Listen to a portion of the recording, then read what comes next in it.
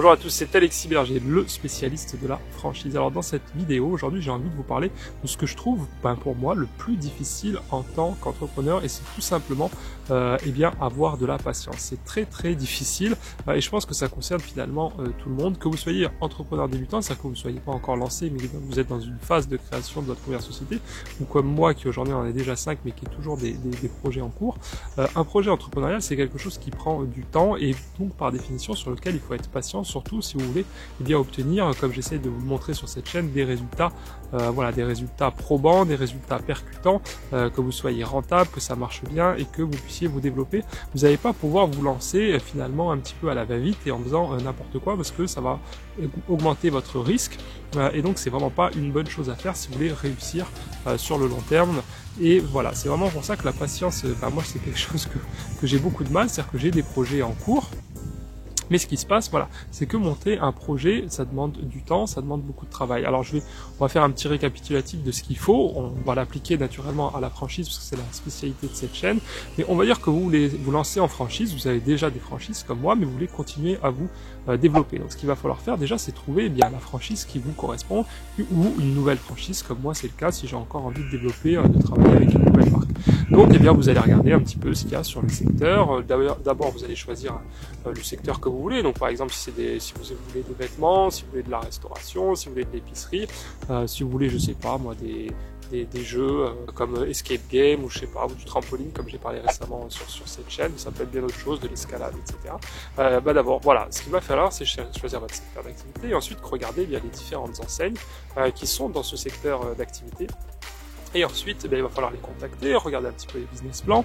Voilà, vous allez déjà avoir tout ce travail, ça prend déjà quand même un petit peu de temps, de définir votre secteur, trouver les enseignes, les contacter, les rencontrer, et ensuite, vous allez arriver à votre choix, on va dire, vous allez vous dire, maintenant, moi, ce que j'aimerais, c'est travailler avec cette enseigne. Ensuite, il va falloir monter aussi tout ce qui est le dossier bancaire. Donc, vous allez aller voir votre banque, ce que vous allez faire, c'est que vous allez demander un prêt-accord. Ça, je vous le conseille vivement. Il y a beaucoup de gens, des fois, qui se lancent un petit peu vite. Moi, je vous conseille de toujours demander un prêt-accord bancaire, c'est mieux. Donc, vous allez voir votre banquier, ou vous allez aller voir plusieurs banques, d'ailleurs. Et vous dites, moi j'ai ce projet que j'aimerais faire avec cette enseigne, voici les besoins que j'ai, donc du coup en besoin de financiers que j'ai, je peux vous apporter ceci, les garanties, eux ils vont vous dire s'ils sont prêts à vous suivre ou pas. S'ils sont prêts à vous suivre, vous continuez dans votre projet, avec l'enseigne vous continuez à avancer, vous avez le DIP, le contrat de franchise, et voilà, vous pouvez regarder tout ça, et si tout va bien, vous allez vraiment être prêt à vous lancer. Mais il va vous rester finalement ce qui est le plus difficile, c'est l'emplacement.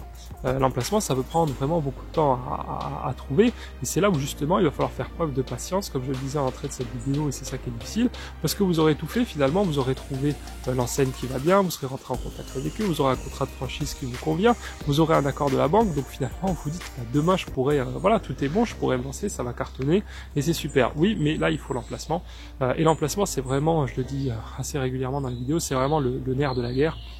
Parce que c'est souvent l'emplacement qui a un impact majeur sur votre chiffre d'affaires. C'est pas toujours le cas, mais voilà, majoritairement, la plupart du temps, c'est quand même ça qui a un impact très important.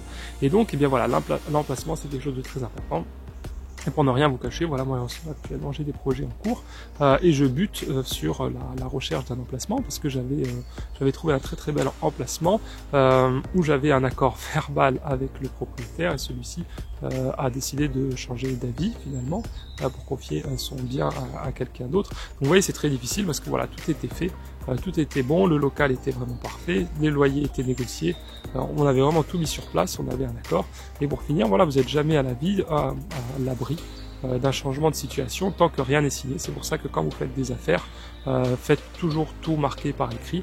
C'est vraiment très important. Je peux vous dire que dans les affaires, la parole, elle a souvent aucune valeur. Vraiment, les gens sont prêts à tout. Tant que c'est pas signé, jusqu'à la dernière seconde, ils sont capables de vous planter pour X ou Y raison. Et voilà, c'est jamais très sympa à le vivre. Et donc vous repartez, vous perdez un local comme c'était le cas. En plus, j'avais refusé un autre local pour avoir celui-là. Naturellement, l'autre est tombé aussi. Et aujourd'hui, je suis à nouveau dans une phase de recherche. où j'active tous mes réseaux pour essayer de trouver des emplacements. Mais les emplacements, voilà, un bon emplacement au bon prix, c'est pas quelque chose de facilement trouvable, vous le verrez. Parce que si vous voulez enfin, il y a toujours des emplacements, mais voilà, faites attention. Même on propose de très bons emplacements, mais à des prix que j'estime hors marché, donc je ne souhaite pas y aller. Donc voilà, le bon emplacement, il faut aussi qu'il soit au bon prix, parce que si on vous propose un très bon emplacement mais qu'il est beaucoup trop cher, et bien vous, c'est comme on dit, vous allez enrichir le propriétaire, vous allez travailler pour le propriétaire et vous ne toucherez absolument rien, donc c'est pas du tout un bon raisonnement. Voilà, vous connaissez maintenant un petit peu le parcours finalement pour devenir franchisé, que vous soyez franchisé débutant ou expérimenté comme moi. Finalement, c'est toujours les mêmes étapes et ça demandera toujours de faire preuve de patience. Mais sachez que c'est exactement la même chose aussi si vous investissez dans l'immobilier. Voilà, souvent on vous dit sur YouTube c'est pareil, c'est facile, tu trouves un bien, tu l'achètes, c'est parti. Voilà, ok, c'est pareil pour une franchise, t'en trouves une, tu signes les papiers, tu demandes à la banque et t'es parti.